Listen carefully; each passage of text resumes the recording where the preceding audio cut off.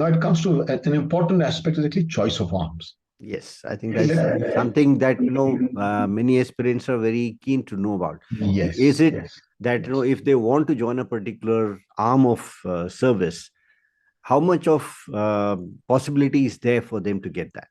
Yes. Yes. So I'll quote from my personal example as a gentleman cadet, and secondly, then as a platoon commander when I saw the other people opting for choice of arms. Like I said at the very beginning, there are certain arms which is not very well known during our times. Now people are quite aware of signals and all that, primarily because there have been so much of telecommunication boom, and there have been so many seminars, webinars where signal and communication or ICT is spoken about. ICT is information communication technology, and we actually today refer to IC Tech. That means, and that is information communication technology, electronic warfare, and cyber, right? Or sorry, electronics and cyber. So that is how IC Tech, which is there. So that is all encompassed. It is molded into one body. Your platoon commanders, which are there in IMA, your DEVOs, which are there in the NDA. So you look up to them, you see something there, you find somebody's, like the Armored Corps uniform was very flashy. They had a flamboyant style, and that is how they are there. They are black berets, and or you have the paratroopers who are maroon berets. You find them, and the para commando officer who's got a DS or signals, which is there, right? So people used to first make a choice and equate how an arm or service would be based on a very small sample of your DEVO or platoon commander. Remember, DEVOs and platoon commanders are actually selected because they've done very well in their career.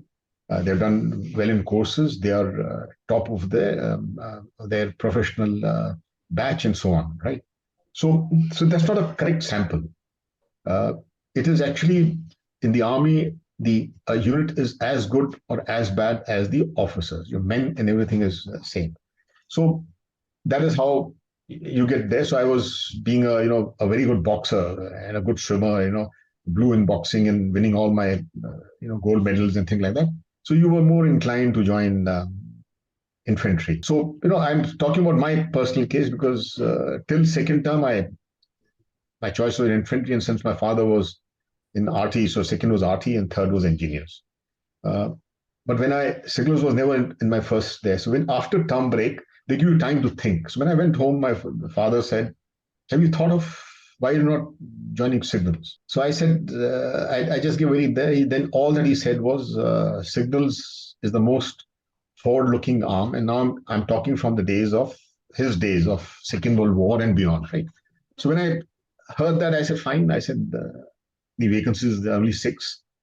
So you may not get there. So it's as tough as getting Armored Corps or something. So I changed my choice for signals, infantry, and RT, knowing fully well, I've listened to my dad, but I'm very confident that I'll get infantry.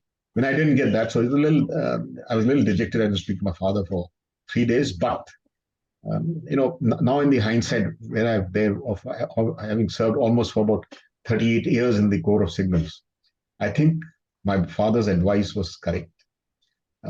Because not only had he analyzed my technical bent of mind, but also signals is growing, and it gives you so much of skill sets which is there. So I think he made the correct choice, and it's a very important arm. So that is how I joined signals. But now let me come to how the choice of arms is given, right? So here I would just like to reiterate why this show is important is there are certain arms and branches of service, Army, Air Force, Navy, which are very well known, right? Yes. However, there are equally important or maybe more forward looking or important arms. I did not say no comparisons, but yes, they're very, very important arms or branches of service which are very known, which less known.